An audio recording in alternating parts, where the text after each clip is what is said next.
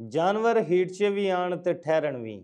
ਅੱਜ ਇਹਦੇ ਵਾਸਤੇ ਬਿਹਤਰੀਨ ਦੇਸੀ ਨੁਸਖਾ ਲੈ ਕੇ ਆਏ ਦੀ ਵੀਡੀਓ 'ਚ। ਵੀਡੀਓ ਸ਼ੁਰੂ ਕਰਨ ਤੋਂ ਪਹਿਲੇ ਰਿਕਵੈਸਟ ਹੈ, ਵੀਡੀਓ ਆਪ ਵੀ ਵੇਖੋ, ਸ਼ੇਅਰ ਕਰੋ ਤਾਂ ਕਿ ਦੂਸਰੇ ਲੋਕ ਵੇਖ ਕੇ फ़ायदा हासिल ਕਰਨ। ਕੋਈ ਵੀ ਫਾਰਮ ਜਾਂ ਫਾਰਮਰ ਜਿਹਨੇ ਜਾਨਵਰ ਪਾਲੇ ਹੋਏ ਨੇ ਉਸ ਵਕਤ ਤੱਕ ਤਰੱਕੀ ਨਹੀਂ ਕਰ ਸਕਦਾ ਜਦੋਂ ਤੱਕ ਉਹਦਾ ਜਾਨਵਰ ਸਾਲ ਦੇ ਵਿੱਚ ਇੱਕ ਬੱਚਾ ਨਾ ਦੇ।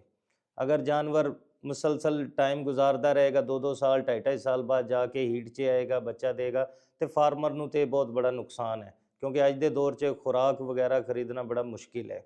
ਇਹਦੇ ਹੱਲ ਵਾਸਤੇ ਅੱਜ ਦਾ ਨੁਸਖਾ ਲੈ ਕੇ ਆਏ, ਜਿਹਦੇ ਵਿੱਚ ਤੁਸੀਂ ਸਭ ਤੋਂ ਪਹਿਲੇ ਲੈਣਾ ਮੇਥੀ ਦਾਣਾ 250 ਗ੍ਰਾਮ, ਨਾਲ ਸ਼ਾਮਿਲ ਕਰਨਾ ਹੈ ਤੁਸੀਂ ਅਜਵਾਇਣ 100 ਗ੍ਰਾਮ, ਨਾਲ ਸ਼ਾਮਿਲ ਕਰਨੀ ਹੈ ਤੁਸੀਂ ਜਨਾਬ ਗੰਦਮ 250 ਗ੍ਰਾਮ, ਨਾਲ ਮਸੂਰ ਦੀ ਦਾਲ ਇਸਤੇਮਾਲ ਕਰਨੀ ਤੁਸੀਂ 100 ਗ੍ਰਾਮ, ਨਾਲ ਤੁਸੀਂ ਗੁੜ ਲੈ ਲੈਣਾ 250 ਗ੍ਰਾਮ। ਬਣਾਉਣਾ ਕਿਵੇਂ ਹੈ? तमाम ਚੀਜ਼ਾਂ ਨੂੰ ਚੰਗੀ ਤਰ੍ਹਾਂ ਕੁੱਟ ਕੇ ਮਿਕਸ ਕਰਕੇ ਕਿਸੇ ਡੱਬੇ 'ਚ ਰੱਖ ਲੈਣਾ। ਡੇਲੀ ਤੁਸੀਂ ਜਾਨਵਰ ਨੂੰ 200 ਗ੍ਰਾਮ ਦੇਣਾ ਹੈ।